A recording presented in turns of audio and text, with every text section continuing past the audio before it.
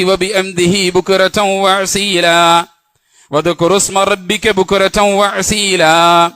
அல்லாஹ் தஆலா சொல்கிறானே, மிக்க சிறப்பும் கண்ணியம் வாய்ந்த அல்லாஹ்வுடைய பெயர் ஆக பாக்கியம் மிக்கது என்பதை அல்லாஹ் ரப்பல் ஆலமீன் சொல்கிறான். அந்த நாமத்தை நீங்கள் காலையிலும் மாலையிலும் உங்களுடைய நினைவில் வைத்துக் கொண்டிருங்கள் என்று அல்லாஹ் தஆலா சொல்கிறான். தபாரக ஸ்மு ரப்பிக துல் ஜலாலி வல் இக்ராம்.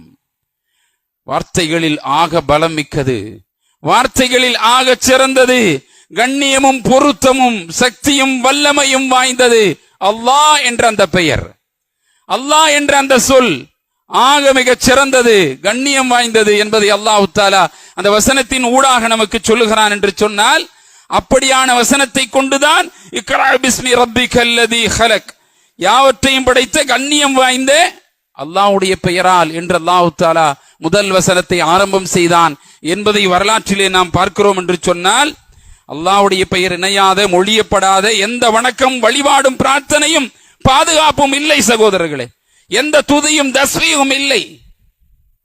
நாம் யோசிக்க வேண்டும், அல்லாஹ்வுக்கு மட்டுமே சஜ்தா.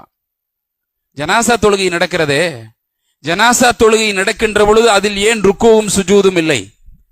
ஜனாசா தொழுகின்றோமா இல்லையா? ஜனாசா தொழுகை தொழுகின்றோம், ஏன் அதில் ருக்குவும் சுஜூதும் இல்லை? யோசித்து பாருங்கள். சஜ்தா என்பது யாருக்குரியது? அல்லாஹ்விற்குரியது. பிணத்தை வைத்துக் கொண்டு என்ன செய்ய முடியாது? சஜ்தா செய்ய முடியாது, ருக்கு செய்ய முடியாது. யோசித்துக் கொள்ளுங்கள், முழு அர்ப்பணிப்பும் சாஷ்டாங்கம் யாருக்குரியது? அல்லாஹ்விற்குரியது.